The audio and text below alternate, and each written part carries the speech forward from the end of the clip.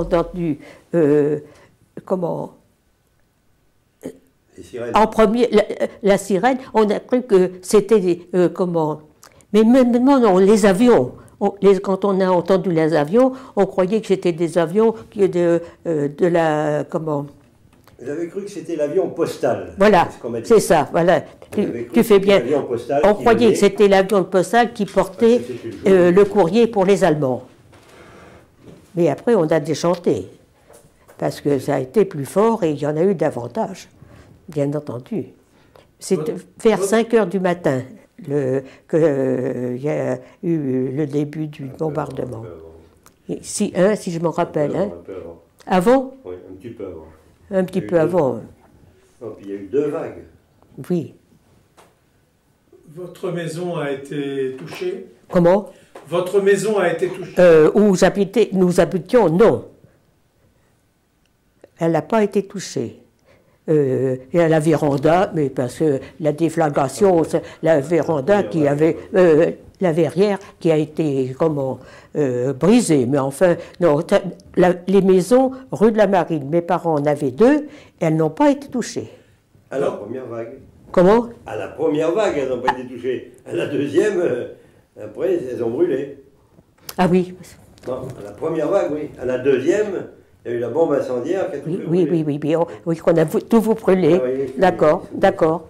Mais oui, et c'est les meubles de ta maman qui avaient été brûlés, puisque quand le papa de mon neveu est décédé, ma sœur a été habitée avec nous. Et alors, elle aurait voulu rester dans ces meubles un peu pour retrouver. Alors, ces meubles-là ont été sauvés à cause de ça, parce que on avait une maison de 15 lits montés, rue de la Marine. Une grande maison qui redonnait rue des Sables. Et nous avions la plus petite maison où nous habitions. Dans quelle pièce de la maison vous trouviez-vous? C'est-à-dire qu'on trouvait dans la chambre. Bon, quand on l'a... Et alors, on est descendu. Et on a été dans la cuisine, et on voulait sortir, mais comme ça tombait de partout, puisque c'était une verrière, hein, alors on est resté avec la chaudière, et nous, de chaque côté. Alors, il y avait ma sœur jumelle et une amie avec nous, Floriane de... Pas une sœur jumelle, c'était maman qui était avec toi. Oui, oui. La sœur jumelle, elle était avec nous à Oui, d'accord. C'était ta mère et Floriane. Voilà, maman, d'accord. Vous avez eu peur? Un petit peu quand même.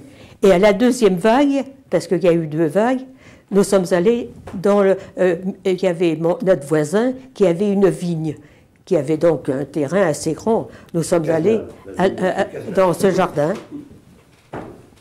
et on a vécu jusqu'à temps que ça finisse.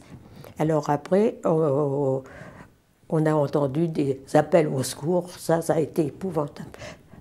C'est épouvantable d'entendre, parce que ça a duré quelques jours quand même, ces appels au secours, qu'on ne pouvait pas aller faire quoi que ce soit pour eux, les pauvres. Et alors après, nous sommes partis chez des amis à Saint-Georges-de-Didonne. Les sauveteurs ont fait tout ce qu'ils ont pu, là, ils en ont sorti. Mais on pouvait... on m'avait amené, je faisais partie des équipes de la Croix-Rouge, alors on m'avait amené un blessé. C'était un ingénieur des ponts chaussées qui avait été blessé à la tête. Et alors je l'ai soigné aussi bien que j'ai pu. Et puis après, quand le jour a apparu, on l'a conduit à l'hôpital. On est venu le chercher à l'hôpital qui était au Mat. Ah, au Mat, qui était au Mat. Et quand vous avez soigné ce blessé, vous étiez chez vous, dans un local de la Croix-Rouge? Non, non, chez nous, dans la cuisine. Dans la cuisine. Alors on a attendu le jour pour s'occuper du blessé, pour l'emporter, parce que dans le moment, on avait essayé avec un monsieur, que je ne connais pas son nom, on avait essayé de l'emmener à l'hôpital, mais c'était pas possible. Non, mais tu étais chez un voisin, tu n'étais pas dans la cuisine, puisque le 29 brûlait. Il était en train de brûler. Donc tu ne pouvais plus être dans la cuisine. Oui, blessé. mais à ce moment-là, le blessé, ça brûlait pas quand ça. Ah bon, alors Ça brûlait pas. Ça brûlait pas. Non, ça brûlait pas. Autrement, il y avait toutes les portes, les fenêtres, tout était cassé, bien entendu. Donc c'était la première vague. Mais Il s'appelait comment ce blessé? Oui. Oh là là, Tu me mon l'avais pauvre. dit pourtant, mais ça j'ai oublié son nom. Oh, Moi, j'ai oublié. alors là, moi je m'en rappelle C'est plus. pourtant un nom très commun. Je m'en rappelle pas. Ça, je m'en rappelle pas. Mais entre les deux vagues, Oui, vous n'êtes pas allé chez le grand-père Servi? je ne sais plus. Je ne crois pas. Non, moi j'y suis pas allée. Et Maman y est allée alors.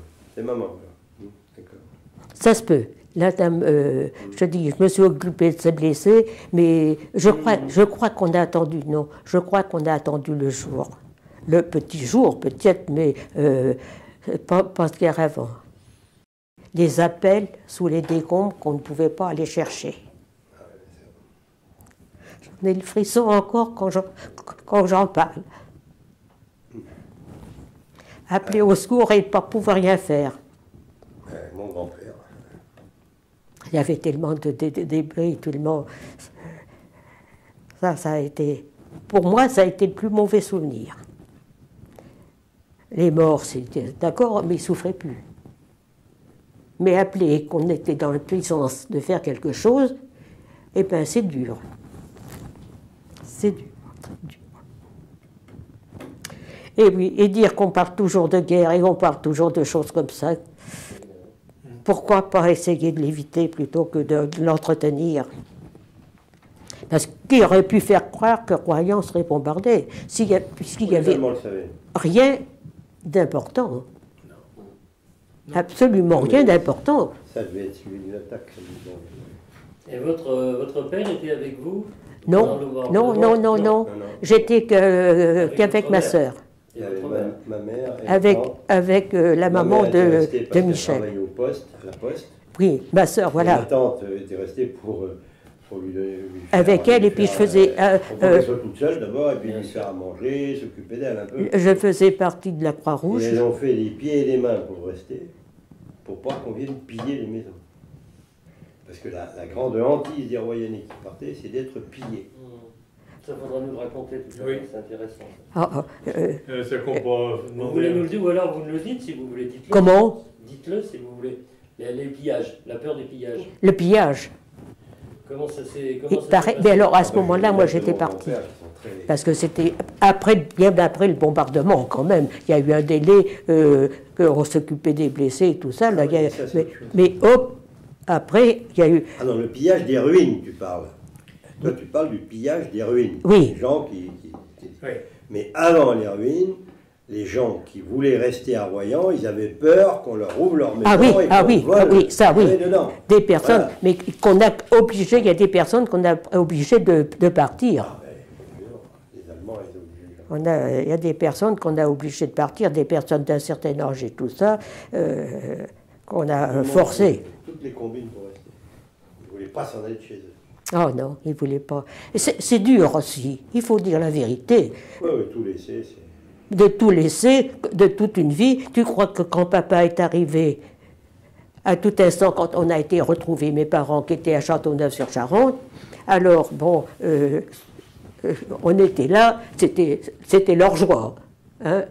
On est arrivé vers 6 heures du matin, à Châteauneuf, ils n'étaient pas levés. Quand on a été les embrasser, parce qu'ils étaient contents.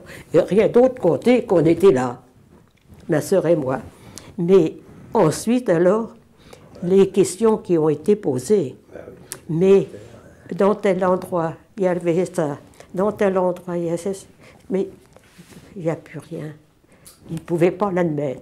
Et quand papa est revenu au printemps, avec un monsieur de Royan, qu'il connaissait bien, qui habitait rue Pierre-Loti, lui, le monsieur. Ils sont arrivés par le train, il y avait que ça du reste.